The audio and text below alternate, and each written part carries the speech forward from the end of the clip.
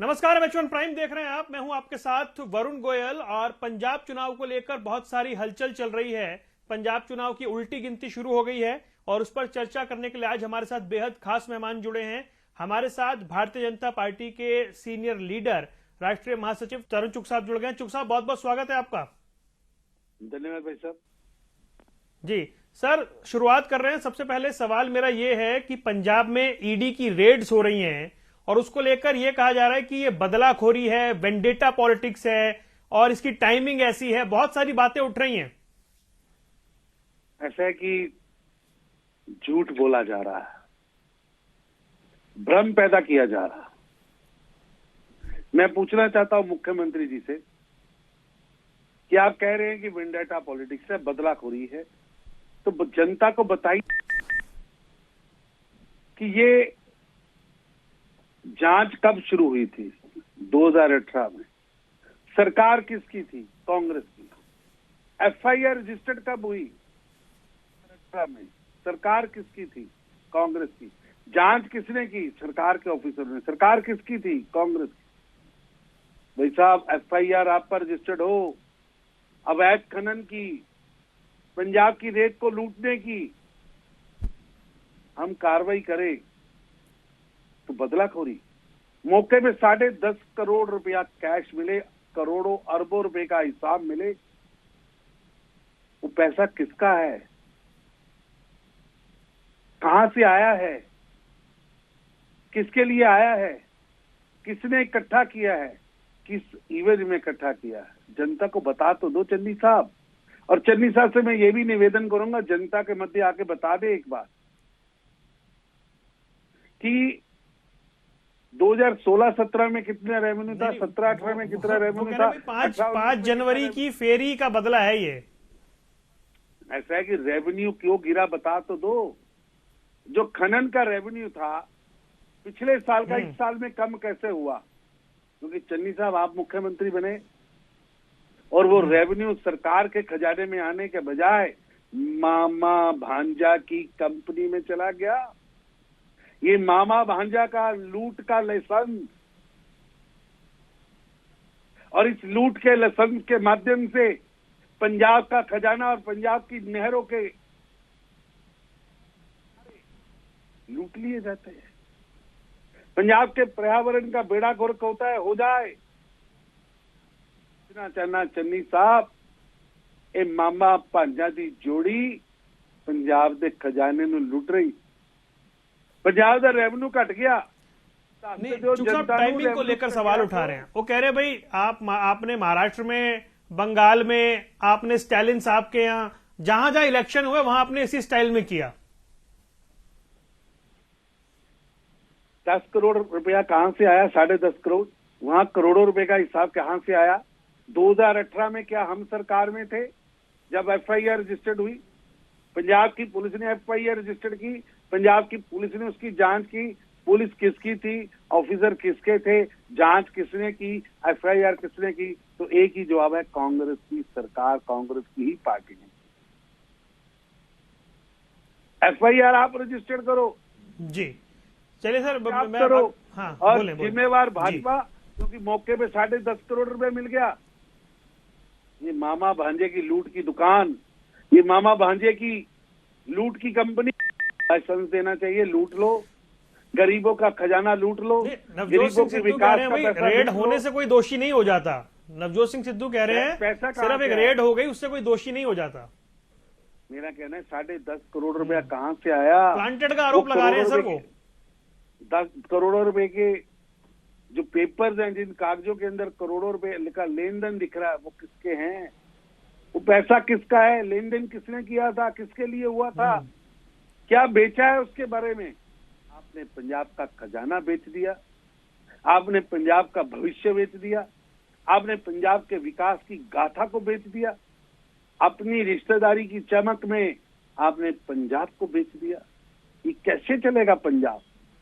मैं पूछना चाहता हूं चन्नी साहब से, कितने स्कूल बनते इन पैसे से? आप रेवेन्यू लॉस है, और पंजाब के खनन के अंदर रेवेन्यू लॉस पिछले 4 साल में सबसे नजदीक कम पे पहुंच गया।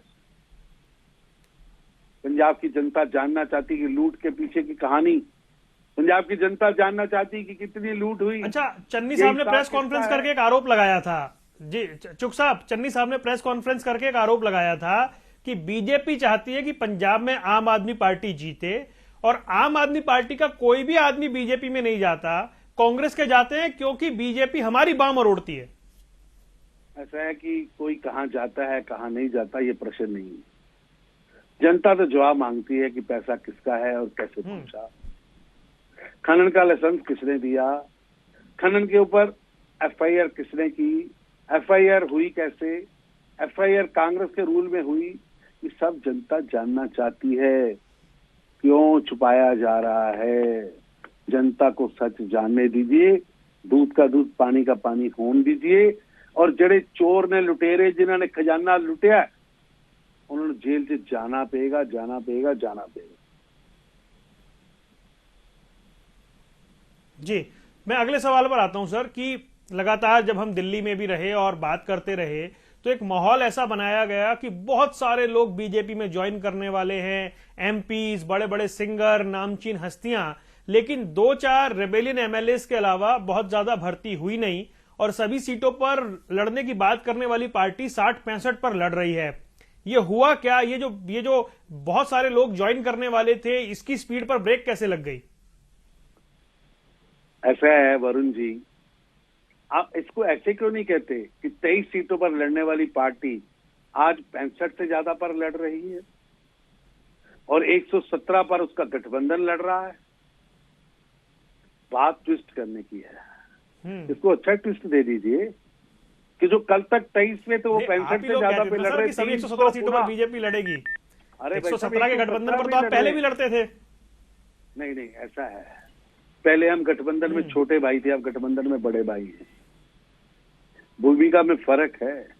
और आप बताइए, पंजाब के अंदर जोड़ी थी तोरा व बादल की, श्रोमणी गुरुद्वारा प्रबंधक कमेटी के कई दशक तक अध्यक्ष रहे, बड़ा नाम, अकाली दल में बड़ा नाम। आज तोरा साहब का परिवार कहां से चुनाव लड़ रहा है?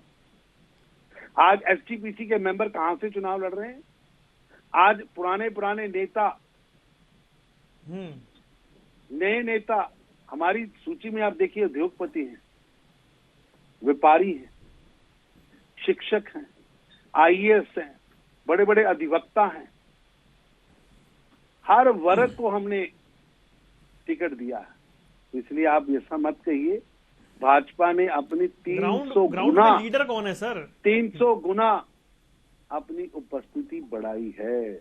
भाजपा का हर कार्यकर्ता ही नेता है, और नेता भी एक कार्यकर्ता है।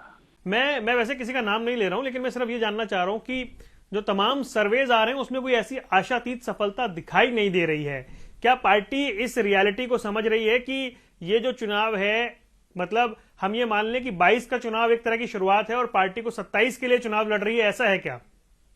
ऐसा है कि मेरे बड़े भाई, जो आपके जितने भी सर्वे हैं, हमारे उम्मीदवारों की लिस्ट आने से पहले के सर्वे, अब उम्मीदवारों की लिस्ट आई है, पूरी आने दीजिए, सर्वे होने दीजिए, परिणाम आने दीजिए, यही सर्वे बदलता हुआ दिखेगा। पिछली बार यही जो लोग सर्वे दे रहे हैं वो 100 सीटें दे रहे थे आम आदमी पार्टी, 100 सीटें दे रहे थे ना आम आदमी पार्टी को। पुराना सर्वे है ना, तो आम आदमी पार्टी कहाँ गई? वो 100 सीटें, 80 सीटें गायब हो गई। बताइए ना, आपके पास वो रिकॉर्ड है ना। ऐसा है कि पंजाब की जनता मैं एक्चुअली सवाल इसलिए कर रहा था कि यहाँ पंजाब में जो पंजाब में हम घूम रहे हैं चुग साहब, होता क्या है कि अक्सर कई जगह पर ऐसा हुआ कि प्रधानमंत्री की रैलियां हुई, उन्होंने माहौल बदल दिया, पूरी तरह की फिजा चेंज कर दी चुनाव की। वो रैलियां हो नहीं पा रही हैं, जो भी कोविड के प्रतिबंध हैं। दूसरा, कोई बड़े चेहरे यहां नजर नहीं आ रहे हैं, एक जो प्रोग्राम होना था वो हो नहीं पाया है। बीजेपी आगे बढ़ेगी कैसे पंजाब में? ऐसा है कि बीजेपी मोदी मंत्र से आगे बढ़ेगी, मोदी की सोच से आगे बढ़ेगी। मोदी की सोच है सबका साथ, सबका विकास, सबका विश्वास। मोदी की सोच है गरीब की चिंता, मोदी की सोच है राष्ट्रवाद की चिंता, मोदी की सोच है सबको साथ लेकर आगे बढ़ना। और आज नरेंद्र मोदी जी का फार्मूला, चाहे कोई पॉलिटिकल पार्टी हो और चाहे कोई इंडस्ट्रियल घराना हो, चाहे कोई हम्म। सैनिक हो, सब मोदी के साथ जुड़ना चाहते हैं। मोदी जी ने साबित करके दिखाया कि उनकी सरकार सचमुच गरीबों की सरकार है और गरीबों के लिए काम कर रही है। लेकिन चुग साहब, जिनके साथ आपका अलायंस हुआ है ना, उन्होंने बहुत बड़े बड़े वादे किए थे, हर घर नौकरी, हर तरह का कर्जा माफ। तो आप उस चेहरे के साथ अलायंस में गए, जस्टिफाई कैसे करेंगे इसे? ऐसा है वरुण जी, 9/1/2017 ਨੂੰ हिंदुस्तान ਦੇ फॉर्मर प्रधानमंत्री सरदार मनमोहन सिंह जी पंजाब आए और उन्होंने मैनिफेस्टो जारी किया। 68 लाख नौकरियों का वादा किया। ठीक है। वो वादा कांग्रेस पार्टी की ओर से मनमोहन सिंह जी ने किया था। कितने गया उन्होंने वादा?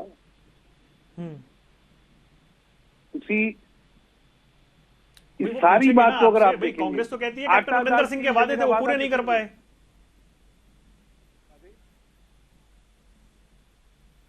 आटा दाल स्कीम देने का वादा किसका था? सरदार मनमोहन सिंह जी का। नहीं पूरा कर पाए। उल्टा मोदी जी ने 80 बोझ करोड़ आपकी ओर शिफ्ट हो गया क्या? हाँ, आने तो दीजिए, रिजल्ट तो आने दीजिए। जनता ने खूब प्यार दिया है, खूब प्यार मिलने वाला है। बोले। और परिणाम में भी खूब प्यार दिखने वाला है। जी, एक सवाल मेरा है चेहरों को लेकर सर। चेहरे की लड़ाई बड़ी इंपॉर्टेंट होती है भारत की राजनीति में, क्योंकि हम बड़े प्रोस्पेक्ट में देखें, उसको लार्जर पिक्चर देखें तो चेहरा कौन है उसकी बात होती है। अब क्योंकि आम आदमी पार्टी ने भगवंत मान के नाम का ऐलान कर दिया है, बीजेपी बिना चेहरे के आगे बढ़ रही है, आपको लग रहा है कि इससे उन्हें बूस्ट मिला है आम आदमी पार्टी को? ऐसा कि मेरे मुताबिक बूस्ट नहीं मिला है। आप घी, चाय, घी, दूध की धरती, जहां लोग लस्सी और घी को अपने पेय पदार्थों में मानते हो, वहां आप डेडली ड्रंक व्यक्ति को मुख्यमंत्री का कैंडिडेट बना दें तो जनता के मन में कैसा रिएक्शन आता है वो दिखता है। परिणाम आने दीजिए। नहीं, हम पूछते हैं आम आदमी पार्टी से, वो कहते हैं कोई मुद्दा नहीं है विपक्ष के पास घेरने के लिए। भगवंत मान लगातार 2 बार के सांसद हैं और उनकी इमेज बड़ी क्लीन है, उनपे कोई करप्शन का एलिगेशन नहीं है। और दूसरी पार्टियों के पास सिर्फ एक कहने को ये बात है और कोई बात नहीं है कहने के लिए, सिर्फ वो उनकी इमेज खराब करने की कोशिश करते हैं। भाई साहब, वो लुढ़कती हुई, मचलती हुई फोटो मुश्किल से गंतव्य तक पहुंचते हुए चन्नी साहब और उनका चेहरा, ये क्या बयां करता है, ये आपको ध्यान में रखना पड़ेगा।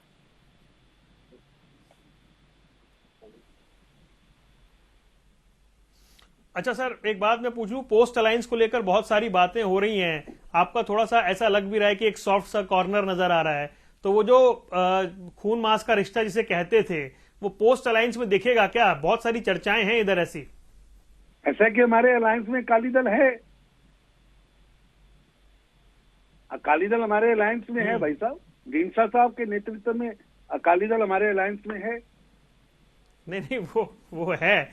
जी। नहीं, क्या अकाली दल संयुक्त की बात कर रहे हैं आप? ठीक है, मैं दर्शकों को बता दूंगी, सीधी सीधी बात है। अकाली दल नहीं मानते क्या आप? परमिंदर ढींडसा को अकाली दल नहीं मानते? मैं तो आपके पुराने पार्टनर की बात कर रहा हूँ। ऐसा है भाई साहब। अब अरे अकाली दल हमारे साथ है ना, पंजाब की पब्लिक किसे मानती है, बड़ी बात ये है। लीडरशिप हमारे साथ है और जनता भी हमारे साथ है। बड़ी बात कह रहे हैं आप। बिल्कुल, जनता हमारे साथ है। आप परिणाम देखिएगा, हमारा हमेशा ही स्ट्राइक रेट सबसे ज्यादा रहा जी। हम 23 करते थे, 19 जीत जाते थे। हाँ जी। दूसरी लिस्ट कब सर? बहुत जल्द, अगले 2 दिन में। दूसरी लिस्ट कब? अगले 2 दिन में। क्योंकि एक बड़ी चर्चा हो रही थी, आप जब अनाउंसमेंट कर रहे थे कल, तो आपने हर नेता के लिए कहा कि जिसका भी नाम आप अनाउंस करते थे, आप कहते थे बड़े नेता हैं, ये बड़े नेता हैं। तो अगर सारे बड़े नेता आपकी ओर आ गए हैं तो फिर तो परिणाम कुछ अलग होना चाहिए। आप मेरे को बताइए जरा, मैं पूछना चाहता हूं कि हमने विक्रमजीत सिंह सिद्धू लुधियाना से बड़ा एडवोकेट दिया है, क्या वो बड़ा नाम नहीं है? आप पता करिए लुधियाना से। हमने केडी भंडारी दिल्ली जलंधर से कैंडिडेट दिया है, 2 बार पार्षद, 2 बार विधायक, वो बड़ा चेहरा नहीं है? मनोरंजन कालिया जी को दिया है, 3 बार विधायक, 2 बार पार्षद, विधायक दल का नेता। अब वो बात गई कि जब कांग्रेस पार्टी के पास ही बड़े नेता थे। ये जो सूची आ रही है इसमें तरुण चुग साहब भी कहीं हैं क्या? तरुण चुग साहब हर भाजपा का कार्यकर्ता मेरे लिए मेरा नेता है। 117 के 117 जो हमारे गठबंधन में लड़ रहे हैं वो मैं तो प्रबंधक हूं भाई साहब, आपकी तरह। चुनाव कौन लड़ेगा अच्छा। इसका फैसला नहीं, तो हमारा प्रबंधन संभाल रहे हैं, आप अपना संभाल रहे हैं। नहीं, हम आपका भी संभाल रहे हैं भाई साहब। पार्लियामेंट्री बोर्ड फैसला करता है और पार्टी ने फैसला किया है हम लड़ाने वालों में रहेंगे तो हम लड़ाने वालों में रहेंगे। अश्विनी शर्मा जी लड़ने वालों में रहेंगे तो लड़ने वालों में रहेंगे। ये तो पार्टी का फैसला होता है, व्यक्ति नहीं फैसला करता। अच्छा, एक सवाल का और जवाब दे दीजिए। क्या ये जो अलायंस है ये कैप्टन अमरिंदर सिंह के कंधों पर आगे बढ़ रहा है? उनकी लीडरशिप में चुनाव लड़ रहा है क्या ये अलायंस जो बना है? ऐसा है कि कैप्टन अमरिंदर सिंह एक बड़ा नाम है पंजाब च, और सुरक्षा की बात पर कैप्टन अमरिंदर सिंह का जो स्टैंड रहा है, देखो एक पासे नवजोत सिंह सिद्धू है जरा कह रहा है कि इमरान खान अमन दा मसीहा, मेरा यार इमरान खान, मेरा यार कमल बाजवा ISI चीफ, सेना का चीफ, और पंजाब चांद टिफन बम। आज आप देखिए कल कितनी बड़ी खेप पकड़ी गई हथियारों की, उसकी लिस्ट देखेंगे तो डर जाएंगे आप जी। और ये कहां से आ रहे हैं? पाकिस्तान से आ रहे हैं। आप अगर इन सब खतरों को समझेंगे तो इन सब खतरों के अंदर पंजाब के अंदर सुरक्षा बहुत बड़ा मुद्दा है। दिनेश के बाद सुरक्षा बहुत बड़ा मुद्दा है। कल की न्यूज आप अगर उसको आज सुबह की न्यूज देखेंगे तो ध्यान में आएगा कि हथियारों के जखीरे आ रहे हैं। मुझे मालूम है, पूरी जानकारी है, गुरदासपुर में जो मेरा है RDX जी। हाँ, तो भाई साहब वो जखीरे किसके लिए आ रहे हैं? भेज कौन रहा है? वो अमन का मसीहा है। ये अमन के मसीहा मानने वाले के यार की सरकार है, ये इमरान खान के यार की सरकार है। आप क्या चाहते हैं कि पाकिस्तान का ISIS का एजेंडा लागू हो? आप देखिए आज मलेरकोटला में जो भाषण दिया है, पूर्व DGP ऐसा भाषण दे रहा जी। जो नवजोत सिंह सिद्धू की गोद में बैठा, सिद्धू साहब के एडवाइजर रहे हैं, जो चन्नी साहब की गोद में बैठा उनका सलाहकार है और बयान दे रहा है हिंदुओं को जलसा नहीं होने। वो सफाई दे रहे हैं कि मैंने हिंदुत्ववादी ताकतों के लिए कहा है। अरे भाई साहब आप वीडियो देख लीजिए ना, क्यों किसी से पूछना? वीडियो अपने आप में जुबान बता रही है। नहीं, वीडियो मैंने देख लिया सर, मैंने वीडियो देख लिया जी, देख लिया। कहा है ना जी, मैं किसी हिंदू को जलसा नहीं करने दूंगा और मैं अंदर घुस के मारूंगा। और आप देखिए 40 mm capital grenade, 40 mm under barrel grenade launcher, 303.79 kilo RDX, 9 electrical detonator और ID बरामद हुई हैं। 150 मीटर लंबी रेंज वाली एक छोटी रेंज की ग्रेनेड लॉन्चिंग एरिया हथियार मिला है, UBGL जी। और इन सब के बावजूद कांग्रेस के अध्यक्ष